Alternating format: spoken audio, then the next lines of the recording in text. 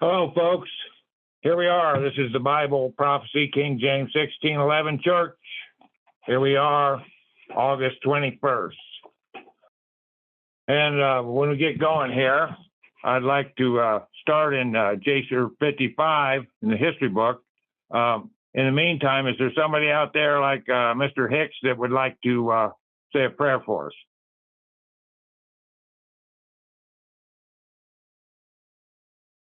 All right.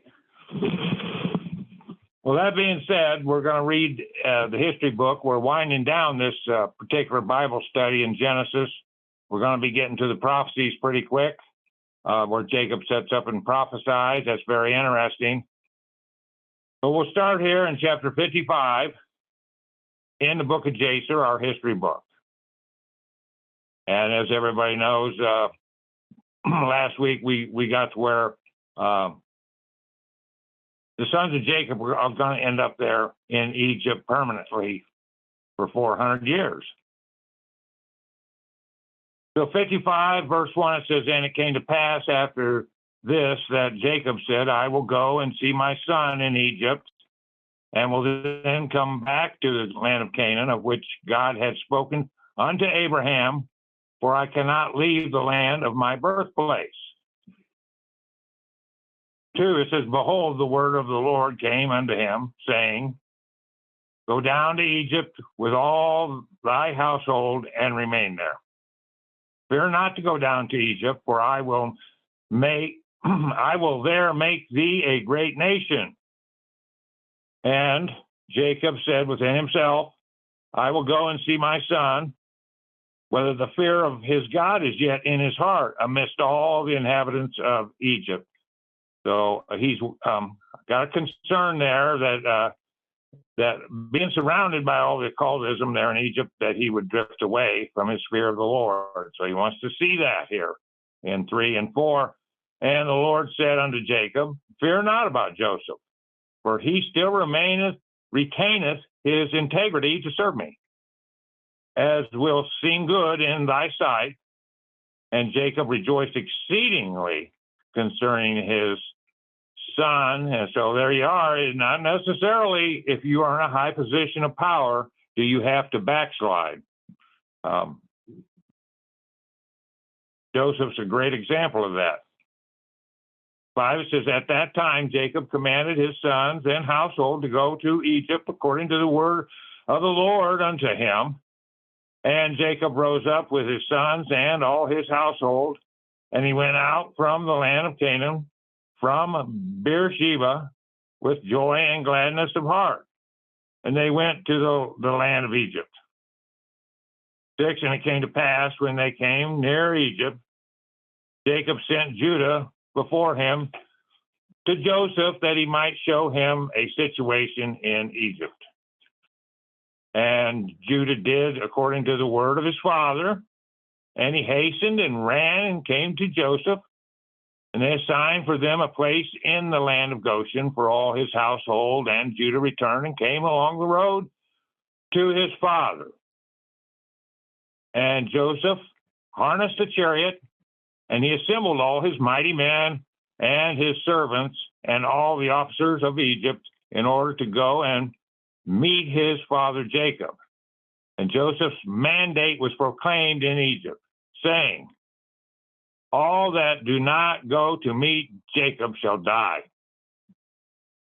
8, and on the next day Joseph went forth with all Egypt, a great and mighty host, all dressed in garments of fine linen and purple, with instruments of silver and gold, and with their instruments of war with them. 9, and they all went to meet Jacob with all sorts of musical instruments, with drums and timbrels, strewing myrrh and aloes along the road. And they all went after this fashion, and the earth shook at their shouting. And all the women of Egypt went upon the roofs of Egypt, and upon the walls to meet Jacob, and upon the head of Joseph was Pharaoh's regal crown, for Pharaoh had sent it unto him to put on at that time of his going to meet his father. And when Joseph came within 50 cubits of his father, he alighted from the chariot, and he walked toward his father. And when all the officers of Egypt and her nobles saw that Joseph had gone on foot towards his father, they also alighted and walked on foot toward Jacob. And in 12, we got a new paragraph. We got a new verse here. And when Jacob approached the camp of Joseph, Jacob observed the camp that was coming toward him with Joseph. And it gratified him, and Jacob was astonished at it. And Jacob in 13, and Jacob said unto Judah, who is that man whom I see in the camp of Egypt dressed in kingly robes, with a very red garment upon him and a royal crown upon his head, who has alighted from his chariot and is coming toward us? And Judah answered his father, saying, he is thy son Joseph the king. And Jacob rejoiced in seeing the glory of his son. And Joseph came nigh unto his father, and he bowed to his father. And all the men of the camp bowed to the ground with him before Jacob. And behold, Jacob ran and hastened to his son Joseph and fell upon his neck and kissed him. And they wept, and Joseph also embraced his father and kissed him. And they wept, and all the people of Egypt wept with them. Jacob said unto Joseph, now I will die cheerfully after I have seen thy face, that thou art still living with glory. And the sons of Jacob and their wives and their children and their servants and all the household of Jacob wept exceedingly with Joseph, and they kissed him and wept greatly with him. 18, and Joseph and all his people returned afterward home in Egypt, and Jacob and his sons and all the children of his household came with Joseph to Egypt, and Joseph placed them in the best part of Egypt in the land of Goshen. 19, and Joseph said unto his father and his brethren, I will go up and tell Pharaoh, saying, my brethren and my father's household and all belonging to them have come unto me, and behold, they are in the land of Goshen. 20, and Joseph did so, and took from his brethren Reuben, Issachar, Zebulun, and his brother Benjamin, and he placed them before Pharaoh. And Joseph spoke unto Pharaoh, saying, my brethren and my father's household, and all belonging to them, together with their flocks and cattle, have come unto me from the land of Canaan, to sojourn in Egypt, for the famine was sore upon them. 22, and Pharaoh said unto Joseph, place thy father and brethren in the best part of the land. Withhold not from them all that is good, and cause them to eat of the fat of the land. 23, and Joseph answered, saying, behold, I have stationed them in the land of Goshen, for they are shepherds. Therefore let them remain in Goshen to feed their flocks apart from the Egyptians. And Pharaoh said unto Joseph, do with thy brethren all that they shall say unto thee. And the sons of Jacob bowed down to Pharaoh, and they went forth from him in peace. And Joseph afterward brought his father before Pharaoh. And Jacob came and bowed down to Pharaoh, and Jacob blessed Pharaoh, and he then went out. And Jacob and all his sons and all his household dwelt in the land of Goshen.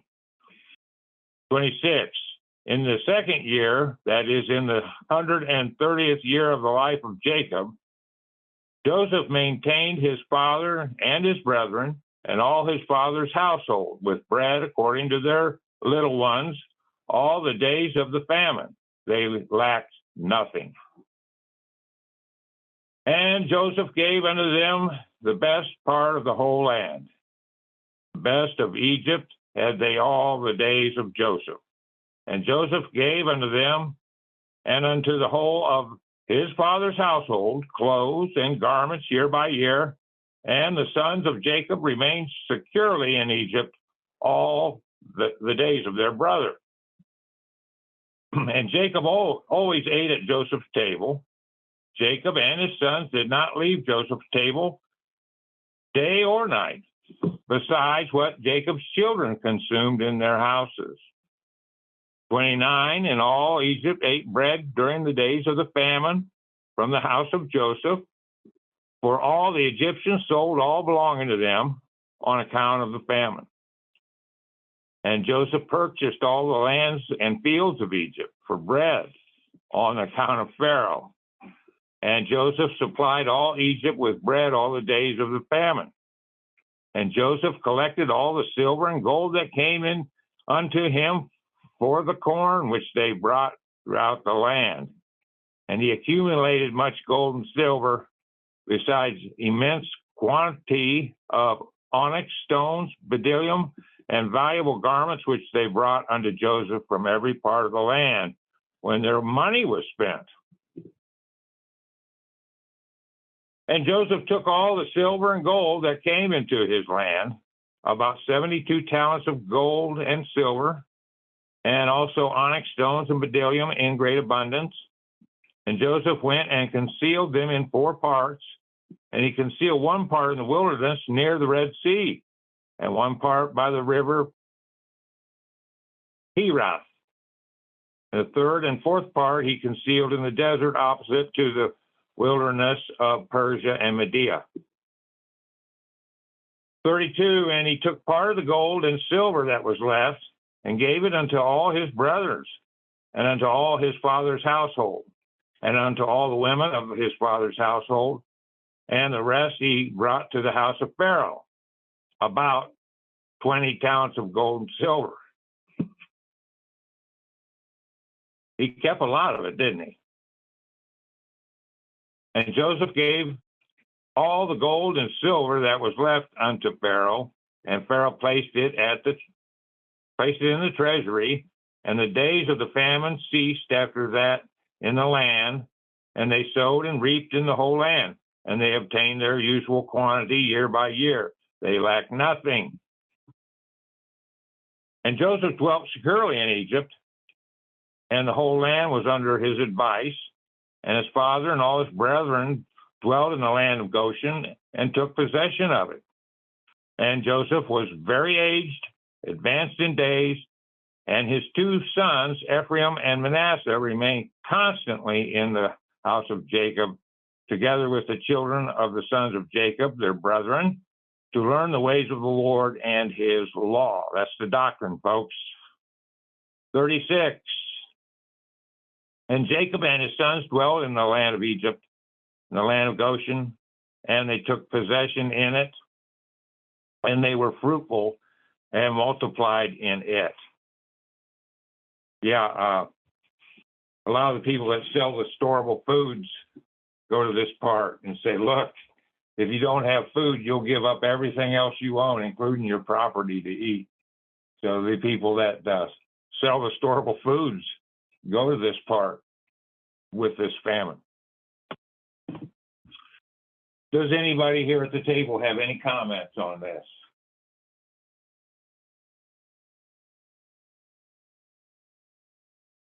You got anything? Phone land people.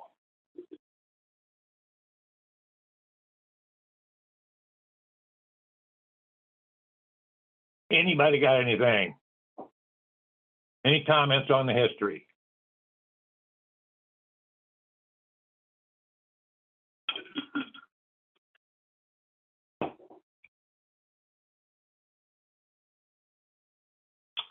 Okay.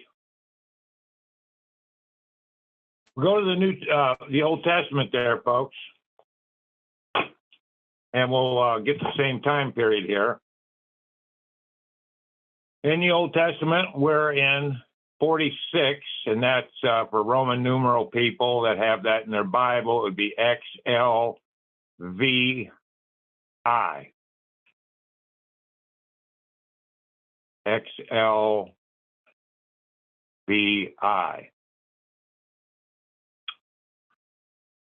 So here we go.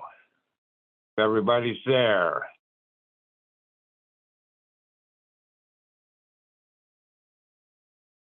And Israel took his journey in verse 1 with all that he had and came to Beersheba and offered sacrifices unto the God of his father Isaac. And God spake unto Israel in the visions of the night and said, Jacob, Jacob. And he said, Here am I. And he said, I am God, the God of thy father. Fear not to go down into Egypt, for I will there make of thee a great nation. And that was prophesied back in chapter 15 to Abraham. For it says, I will go down with thee into Egypt, and I will also surely bring thee up again. And Joseph shall put his hand upon thine eyes. And Jacob rose up from Beersheba, and the sons of Israel carried Jacob their father and their little ones, and their wives in the wagons which Pharaoh had sent to carry him. And they took their cattle and their goods which they had gotten in the land of Canaan, and came into Egypt, Jacob and all his seed with him, his sons and his sons' sons with him, his daughters and his sons' daughters, and all his seed brought he with him into Egypt. In 8. And these are the names of the children of Israel, which came into Egypt, Jacob and his sons, Reuben, Jacob's firstborn. And the sons of Reuben, Hanok and Palu, and Hezron and Carmi. Paragraph in 10, and the sons of Simeon, Jemuel, Jamin, and Ohad, and Jachin, and Jahar, and Shaul, the son of a Canaanitish woman. The sons of Levi, Gershon, Kohath, Merari, 12, and the sons of Judah,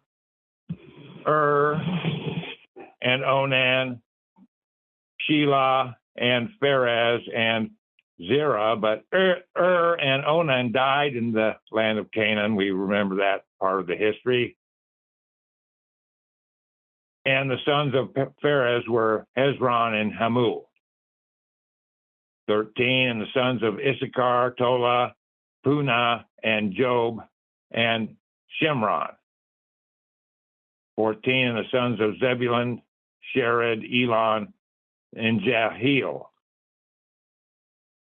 15, these be the sons of Leah, which she bare unto Jacob in Padanaram with his daughter Dinah. All the souls of his sons and his daughters were 33. 16, new paragraph, and the sons of Gad, Ziphion, and Hagi, Shimni, or Shuni, and Esbon, Eri, and Erodi, and Ariel. 17, new paragraph, and the sons of Asher, Zimna, and Eshu, and Issi, and Beriah, and Sarah, their sister, and the sons of Bera, Heber, and Machil. 18, these are the sons of Zilpah, whom Laban gave to Leah his daughter, and these she bare unto Jacob, even 16 souls. The sons of Rachel, Jacob's wife, Joseph and Benjamin. 20, and unto Joseph in the land of Egypt were born Manasseh and Ephraim, with which Asnath, the daughter of Potipharah, priest of On, bare unto him. 21, the sons of Benjamin were Bela and Becher and Ashbel, Gera and Naaman, Ehi and Rosh, Muffin and Hupham and Ard. These are the sons of Rachel, which were born to Jacob. All the souls were 14. And the sons of Dan, Hushim, 24. And the sons of Naphtali, Jeshiel and Guni and Jazer and Shillem. 25. These are the sons of Bilhah, which Laban gave to Rachel his daughter, and she bare these unto Jacob. All the souls were 7. 26. All the souls that came with Jacob into Egypt, which came out of his loins, besides Jacob's sons and wives, all the souls were 66. And the sons of Joseph, which were born him in Egypt, were 2 souls. All the souls of the house of Jacob, which came into Egypt, were 70. 28. And he sent Judah before him unto Joseph to direct his face unto Goshen. And they came into the land of Goshen. And Joseph made ready his chariot and went up to meet Israel his father to Goshen, and presented himself unto him. And he fell on his neck and wept on his neck a good while. 30. And Israel said unto Joseph, Now let me die, since I have seen thy face, because thou art yet alive. And Joseph said unto his brethren and unto his father's house, I will go up and shew Pharaoh and say unto him, My brethren and my father's house, which are in the land of Canaan, are come unto me. 32. And the men are shepherds, for their trade hath been so to feed cattle, and they have brought their flocks and their herds and all that they have. And it shall come to pass, when Pharaoh shall call you, and shall say, What is your occupation? That ye shall say, Thy servant's trade hath been about cattle from our youth even until now, both we and also our fathers, that ye may dwell in the land of Goshen. For every shepherd is an abomination unto the Egyptians. And you see that goes back to how these two cultures clash. They have their God. They have the Babylonian mystery school religion with a twist on the names, but it's still the Pythagorean theorem. It is the wedge of Ophir. It's beat right into the pyramid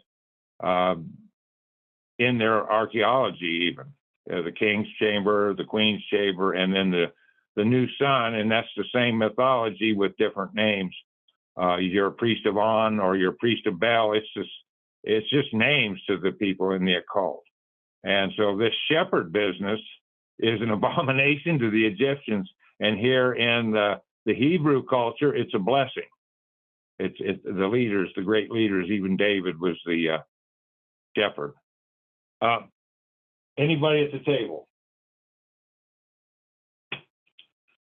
Anybody from phone land? Got anything to say on these subjects? Or any other? I have a question. Is the land of Goshen still part of Egypt? As far as I know, it still butts right up to Egypt. But if the river's running good, it's pretty fertile. But if the river's not running good, it turns into desert pretty quickly. So I would say at this point they're getting their rivers running good, and it's good for grazing, and so that geography's never changed.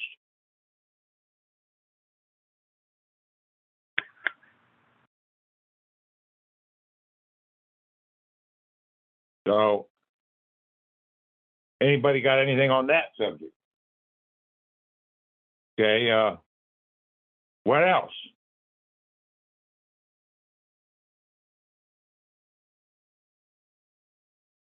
Anybody from phone land got any other questions?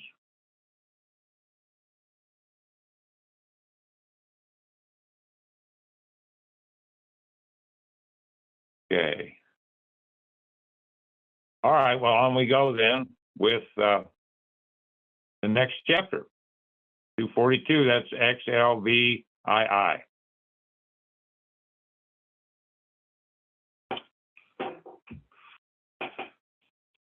Okay. He gets to present his brethren here.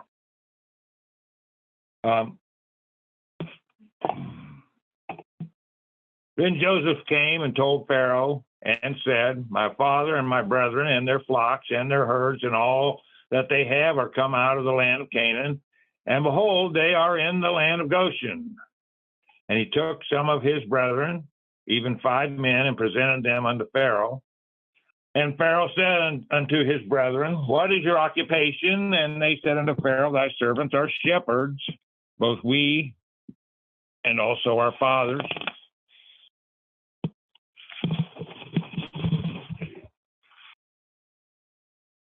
And said in 4 here, it says, and said moreover unto Pharaoh, for to sojourn in the land are we come. For thy servants have no pasture for their flocks, for the famine is sore in the land of Canaan. And now, therefore, we pray thee, let thy servants dwell in the land of Goshen.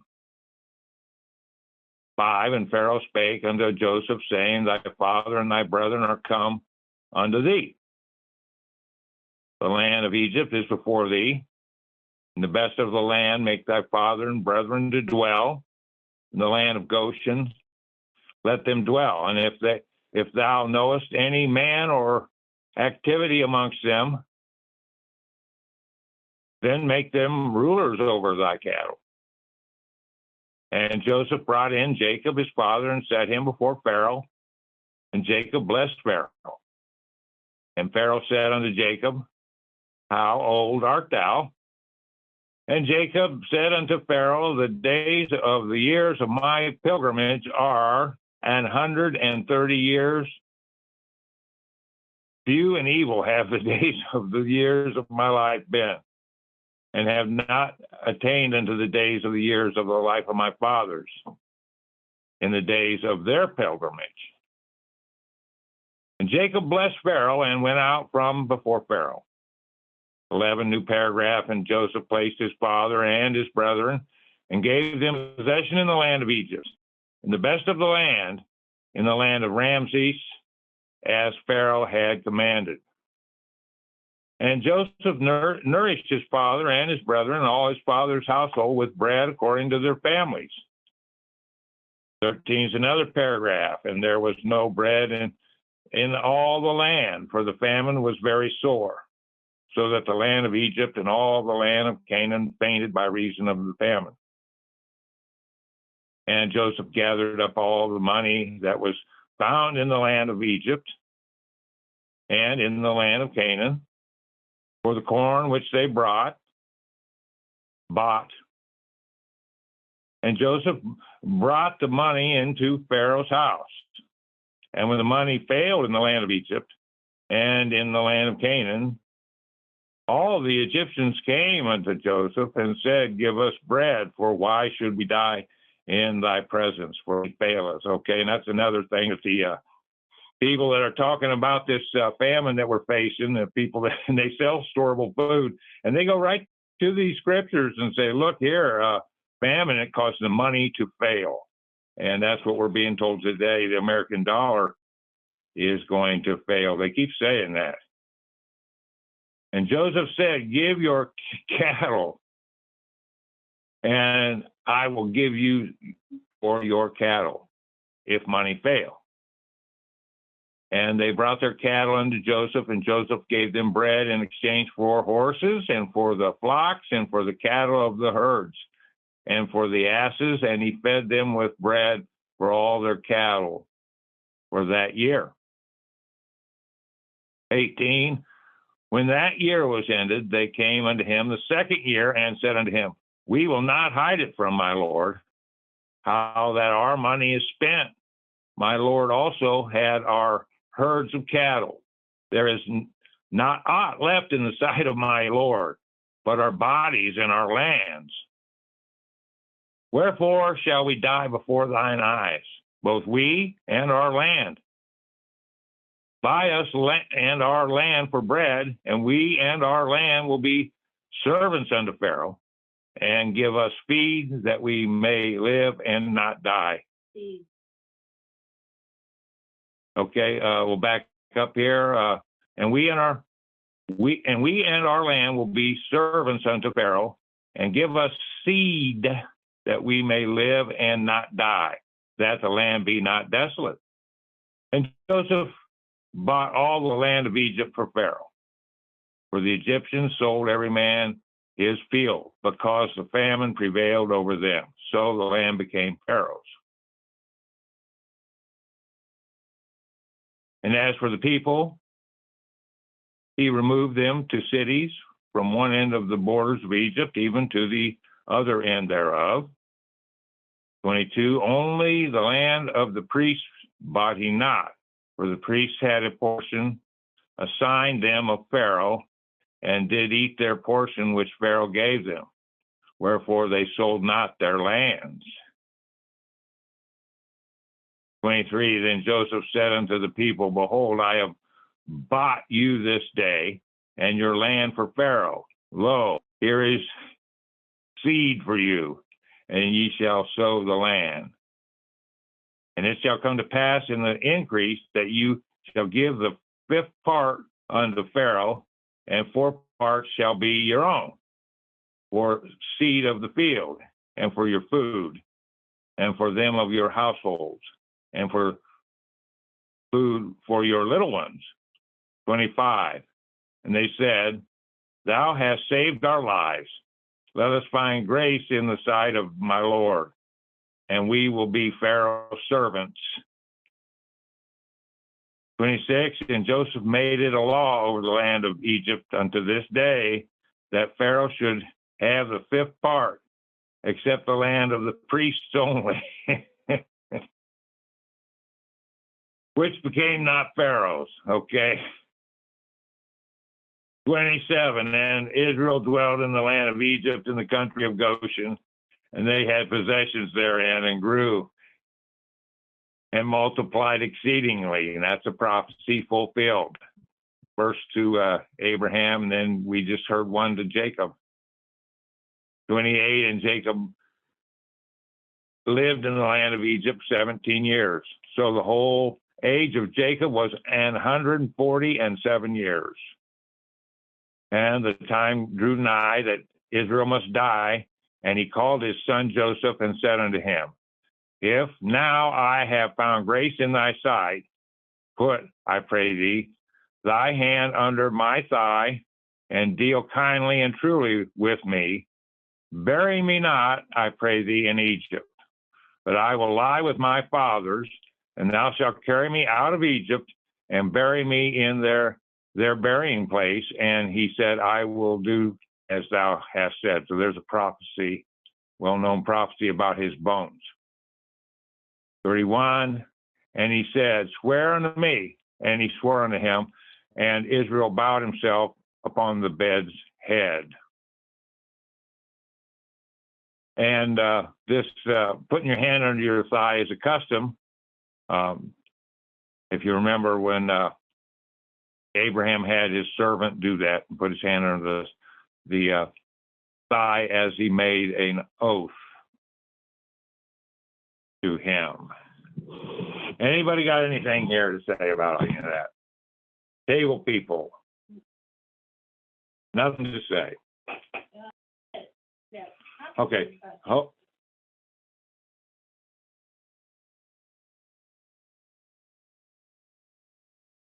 We just had a prophecy here. No, but I think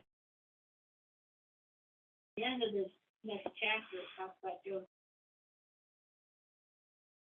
Well, here he's going to take him and bury him. Yeah.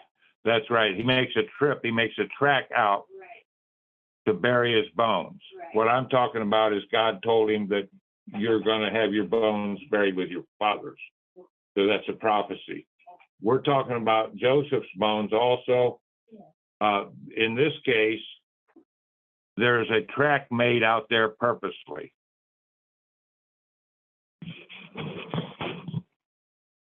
to carry away these bones.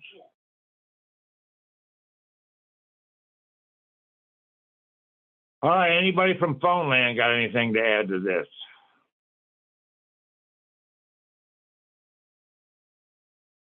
Yeah, Tom, I was thinking about where it says, and when money failed in the land of Egypt, reminded me of what Lindsey Williams said about there'll be food, but you won't be able to afford to buy it.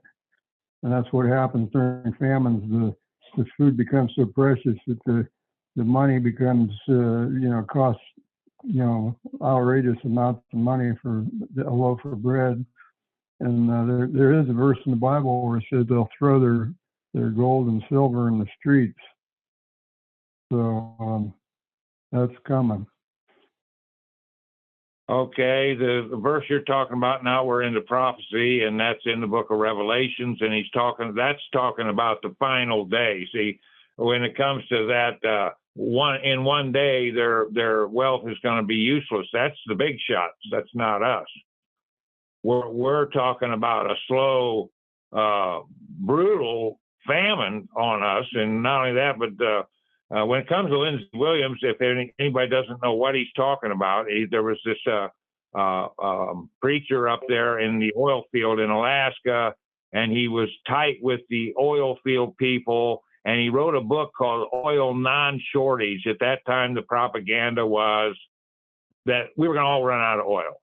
And Lindsey Williams wrote a book that was proclaiming that just ain't true. And he was right, it ain't true. So he got his life threatened by the Illuminati. So what he did, they told him, you get that book off the shelves. So he did that.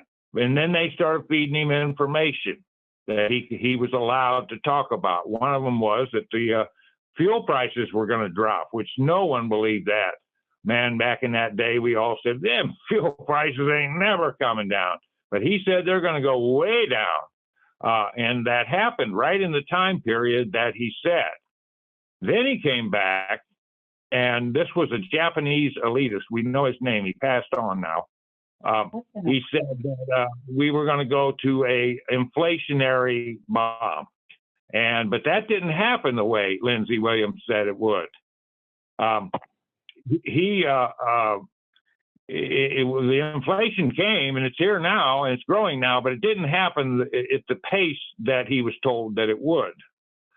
But the fact is that this control of food is in the Illuminist doctrine. If you and how many of them, it just goes on and on. If you control oil, you control people. If you control energy, you control countries. But if you control food, you control people, and that's even poisoning. See, there's another layer to that, is if you stick garbage into the food, you poison people, that changes their behavior also. So control of food, and the point you're making here about this leading to this type of loss of everything that you worked for. This is one of their ways of doing that. They plan on, they always said that we will allow the people to think they own property, but actually they won't. If you look at all the old FEMA documents, they said right then that they could just take land from people. They could take transportation. They could control all labor forces. So they re-upped that in the Patriot Act.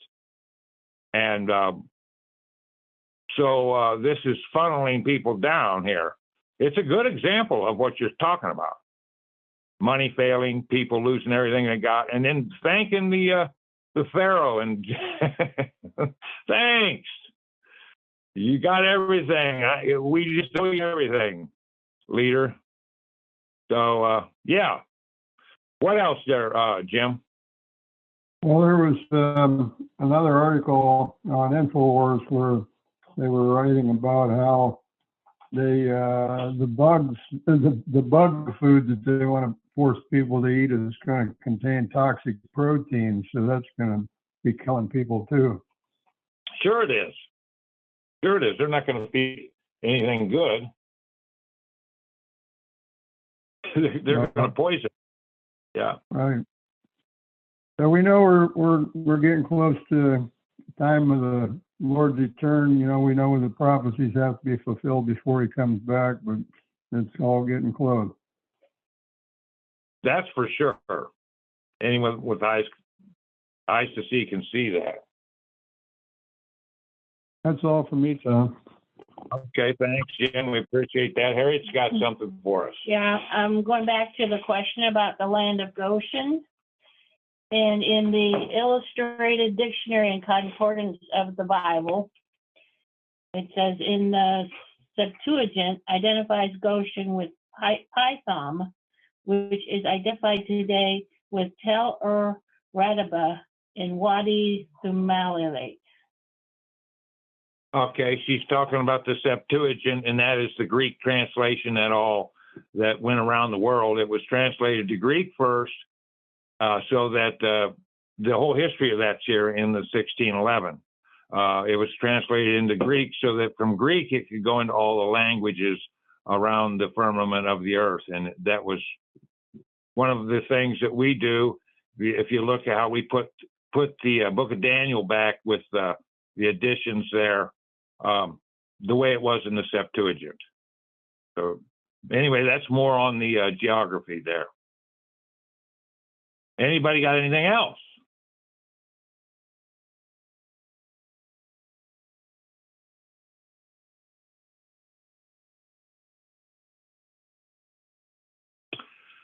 Okay, I'm going to open this up here. Does anybody need anything read and explained? Anything on your home studies that you're doing that you would like read here? Anything at the table? Anything you guys want me to read?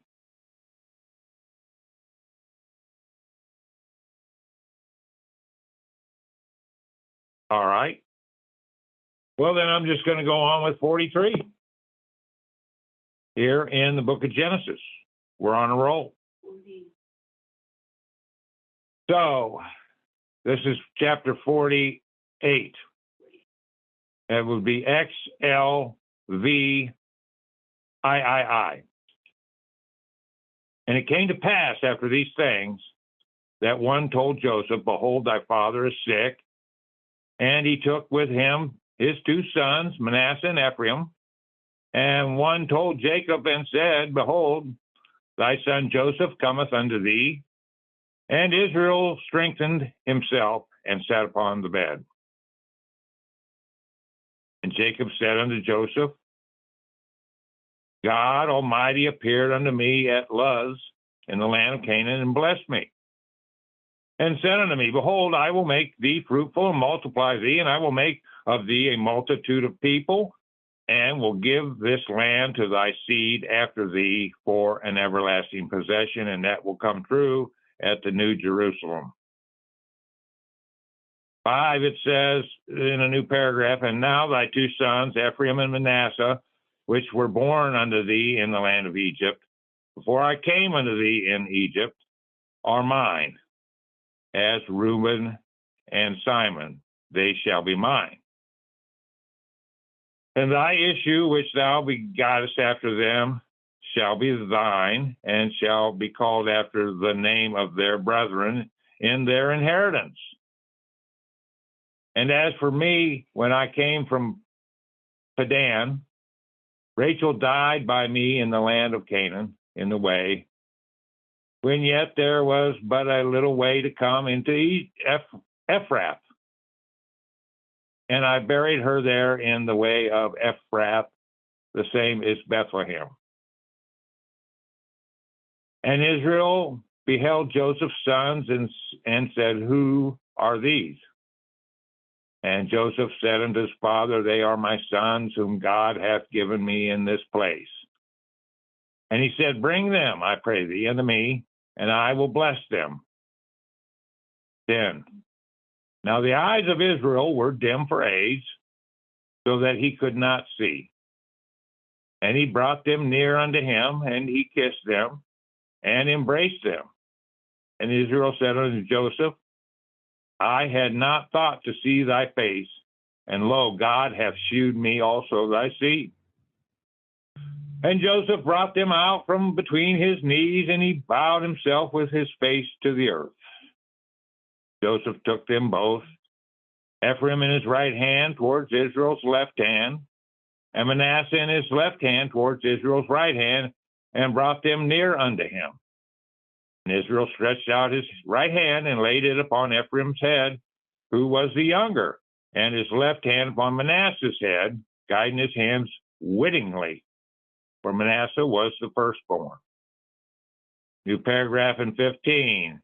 And he blessed Joseph and said, God, before whom my fathers Abraham and Isaac did walk, the God which fed me all my life long unto this day, the angel which redeemed me from all evil, bless the lads, and let my name be named on them, and the name of my fathers Abraham and Isaac, and let them grow into a multitude in the midst of the earth. And when Joseph saw that his father laid his right hand upon the head of Ephraim, it displeased him, and he held up his father's hand to remove it from Ephraim's head unto Manasseh's head. 18, and Joseph said unto his father, Not so, my father, for this is the firstborn. Put thy right hand upon his head. And his father refused and said, I know it, my son, I know it. He also shall become a people, and he also shall be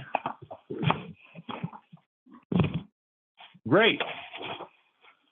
But truly his younger brother shall be greater than he, and his seed shall become a multitude of nations. 20, and he blessed them that day, saying, In thee shall Israel bless, saying, God make thee as Ephraim and as Manasseh. And he set Ephraim before Manasseh. And Israel said unto Joseph, Behold, I die, but God shall be with you and bring you again into the land of your fathers. Moreover, I have given to thee one portion above thy brethren, which I took out of the hand of the Amorite with my sword and with my bow. Okay. So there's that. Does anybody have anything to say there?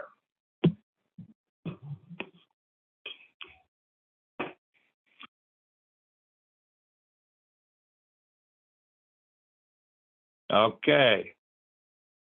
Well, nothing in phone land out there.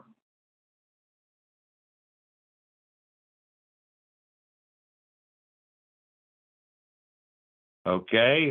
Do you guys want prophecy or do you want history? No. You want prophecy? Okay. Well, then we'll go on and read this history because this history has the prophecies in it. How you like that? So on we go. Now, these are some of the more vague prophecies in the Bible in that we don't have the plain speaking, but if you know the similitude language of the Bible, these things speak pretty plainly, okay? And like I said, in other prophecies, you have the allegory, you have the similitude language, then you have the plain speaking, and it'll go on and it'll be over and over and over. But these are pretty easy, so on we go. Here in 49. And Jacob called unto his sons and said, Gather yourselves together, that I may tell you that which shall befall you in the last days.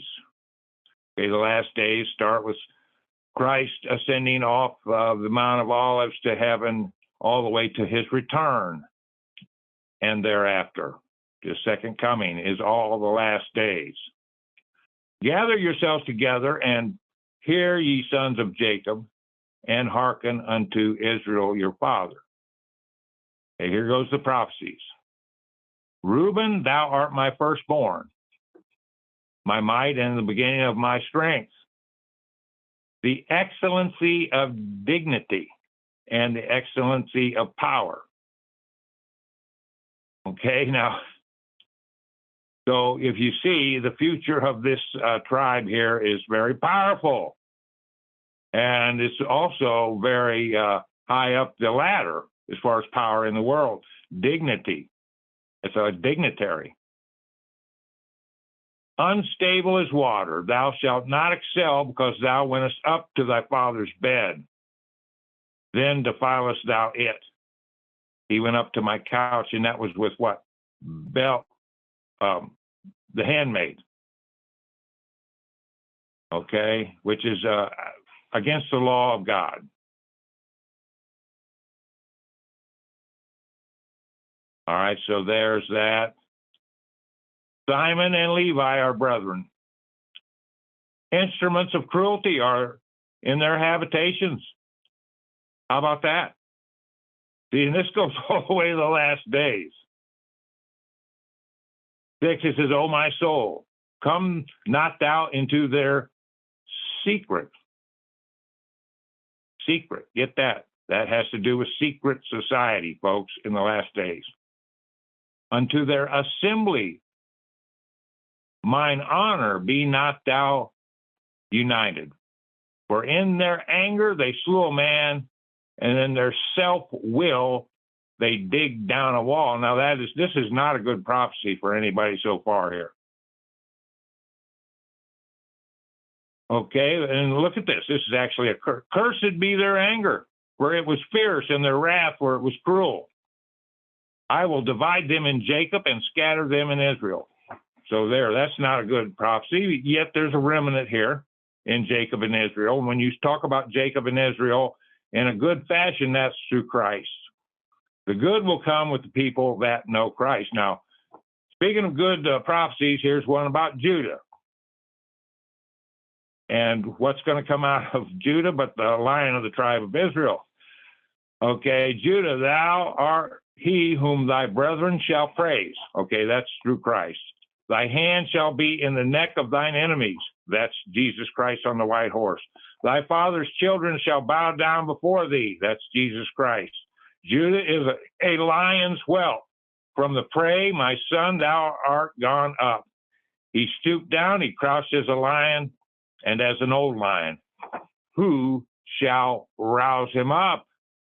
Okay, all right, so we're talking about Jesus Christ there, symbolically the Lion of the tribe of Judah. And of course, the scepter is that horn of power. Listen to this. The scepter shall not depart from Judah, nor a lawgiver from between his feet, okay, until Shiloh come. And who is Shiloh? Shiloh is Christ. And unto him shall the gathering of the people be. There's your gathering. Okay.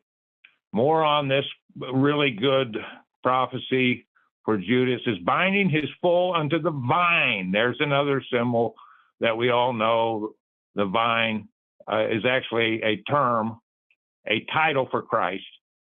And his ass's colt unto the choice vine. He washed his garments in wine, and he clothed in his clothes in the blood of grapes.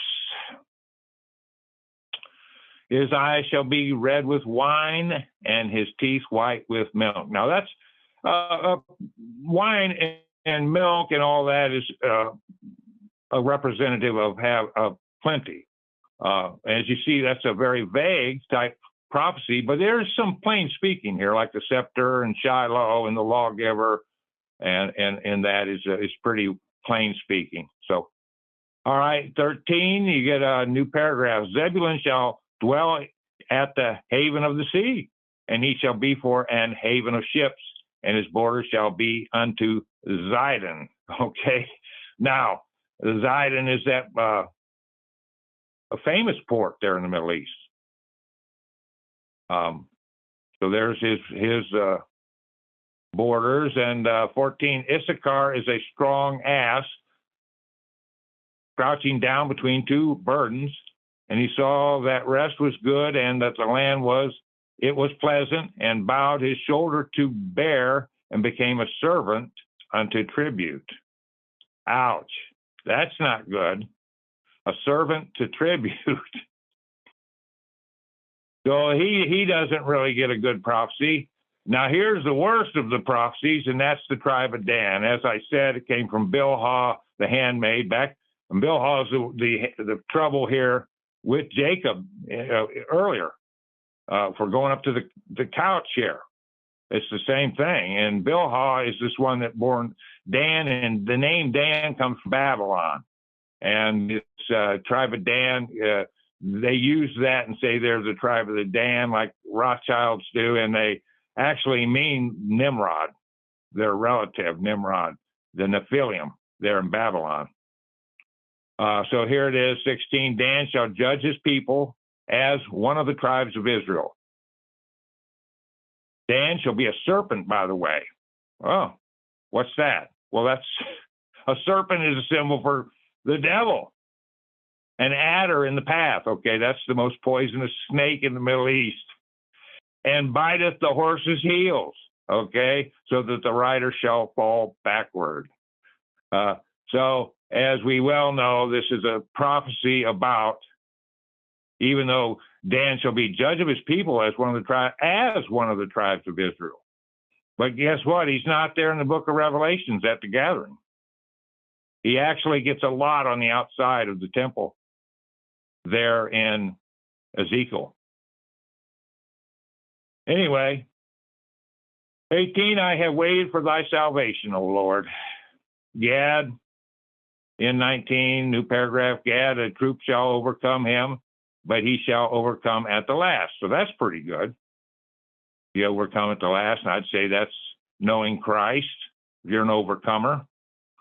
20, out of Asher, his bread shall be fat, and he shall yield royal dainties. So that's going Asher, that's going right to royalty here. With dainties is not a good word. It is a royal word of wealth. Okay.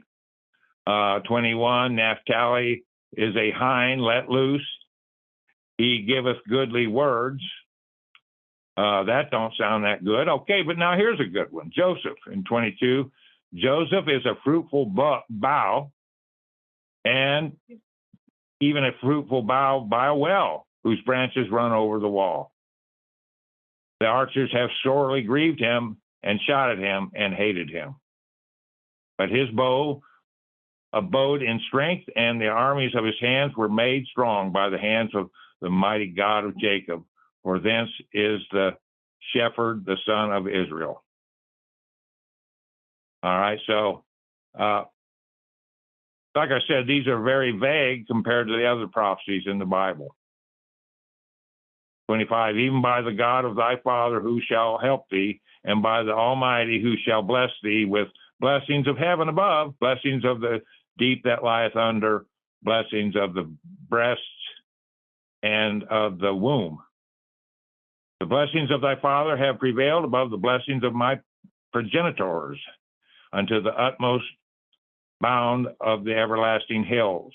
They shall be on the head of Joseph and on the crown of the head of him that was separate from his brethren. And that's a very good prophecy about him and how he's tied right here to the great shepherd, and that is Christ. That is Judah. 27, new paragraph, Benjamin shall raven as a wolf. That's not good. Remember what we said about the sheep and the wolf symbols. In the morning he shall devour the prey, and at night he shall divide the spoil. He's not a very nice guy there. 28 is a new paragraph, and all these are the 12 tribes of Israel, and this is that their father spake unto them and blessed them, everyone according to his blessing he blessed them. And he charged them and said unto them, I am to be gathered unto my people, bury me with my fathers in the cave that is in the field of Ephron the Hittite. That goes back to Abraham. In the cave that is in the field of Machpelah, which is before Mamre, in the land of Canaan, which Abraham bought with the field of Ephron the Hittite for possession of burying place.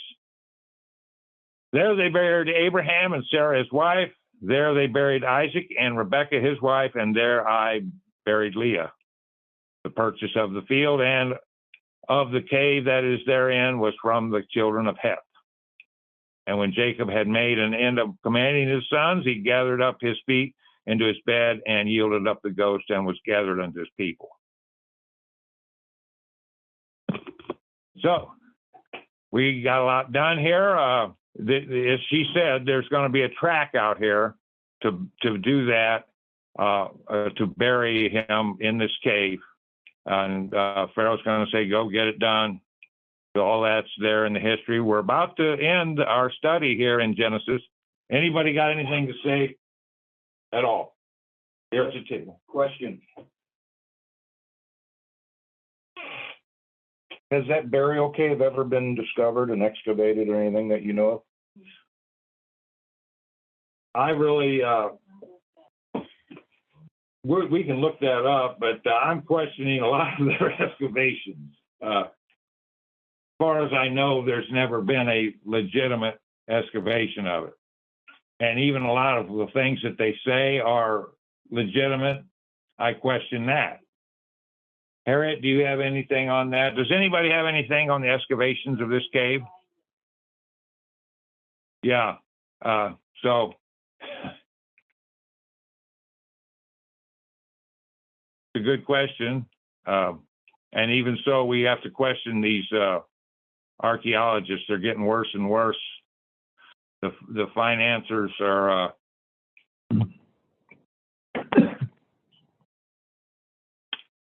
Hey, Tom. yeah.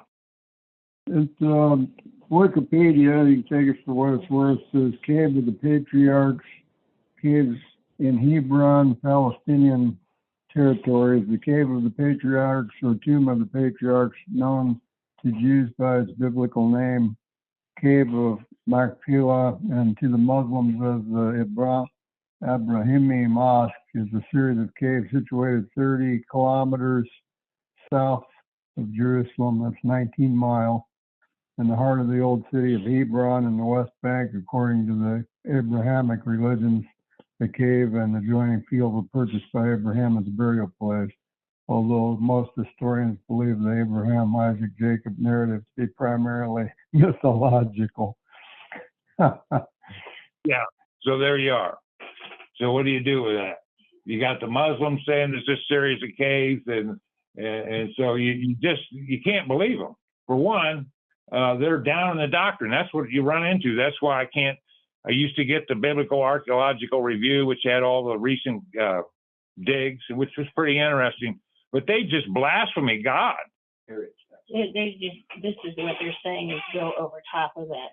Yeah, you can't believe that. The big old moss-looking. Listen, the whole Muslim religion was set up through finances of the Catholic Church. They don't allow real excavations. They muddy the water. They blaspheme Christ. They quote the Talmud and the Kabbalah over the Bible. It's really sad. And you got to wade through these people, and they'll have a little bit of the truth down here in the last sentence of a paragraph. They call it the Haram al-Khalil. Yeah.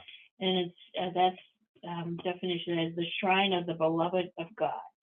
Yeah, they got a big shrine over it now. And like I said, you got to really watch it, because they don't even believe it's real there in Wikipedia. So how much truth do they have? Anyway, what else do we have? Well, it's just like Mount Sinai. The Catholics build a monastery on Mount Sinai, and the real Mount Sinai is in Saudi Arabia. It says it right in the Bible, and they said the top of the mountain was burnt. There's signs of it being burnt, and then two fellows went in and did some excavations at the base of the mountain, and they found some golden artifacts, and they tried to get them out of the country, and they got caught and were arrested, and then they snuck back in again, and they had the whole area fenced off where nobody could go to it anymore. I think that was Mount Jabal Aluz, I think is what the name of it is. Well, you see, in mythology, in the Egyptian mythology, they got their laws from the same mountain. That's an interesting one. And that was before Moses went there. You see how the two things butt heads. Our Christian religion butts heads with these other people. So when it comes to excavations, people hide the real truth. For instance, all those monasteries built right over the top of the old megaliths and excavating all the bones and the Nephilim and the giants and all that, and then hiding it from everybody. So really, you got to wade through this stuff when it comes to archaeology. It's even getting worse because of Rockefeller buying up everybody. And if you don't come up with the right answers, your funding gets taken. So you may have a good dig and a lot of information, and it'll never get published today. So it's really hard to wade through the archaeology.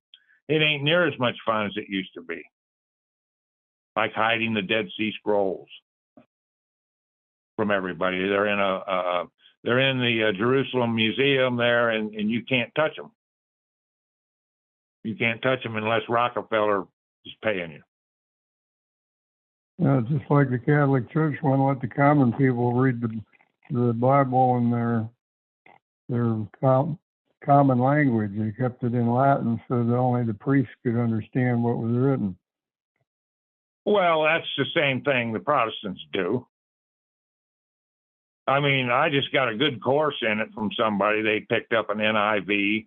There's nobody out here promoting the King James. Give me a guy that's promoting it. Nobody. And they gave me the NIV, and he read me a few lines of it, and I was horrified. They got everybody beat down to where they don't read the scriptures. They go in there and they get all fluffy and fuzzy. Hey, listen, there's nothing different between Catholic and Protestant and the Muslims. Their doctrines are all intertwined. And they don't have the King James. They don't promote the King James. Listen, reading the Quran is like reading one of these Bible versions. They're terrible. They're horrible. They're blasphemy. Hey, I'll give you more news. If you're promoting one of these other Bible versions, you're cursed. You're cursed. You're blaspheming the Holy Ghost, because the Holy Ghost wrote this book and gave it to us in English. The name, everything's correct. So the other Bible versions are doing nothing but blasphemy. Yeah, the Quran does a great job of blasphemy. You know, the Catholics set the whole religion up. Hey, they set the Protestants up too. Martin Luther, the Rosicrucian, on Halloween comes out with a doctrine. Get out of here. That's your organized religion. It really is. So if you think the other Bible versions are okay, I'm talking to somebody out here. You're a fool. You're an idiot. You're a biblical moron. And that includes all 77 books. So they love hiding the truth. But anyway, I got to stop. I got to get off here. We're way over our hour here. Hey, JH, you want to make a prayer on the way out here? Thank you, Heavenly Father, for blessing us with your word and for touching our hearts and increasing our faith and increasing our love for you. And we praise you and we thank you in Jesus' name. Amen. Okay, here from Akron, Ohio, we're the King James Bible Prophecy 1611 Church. From the midget, Harriet, Benzie, and myself, I'll catch you on the rebound.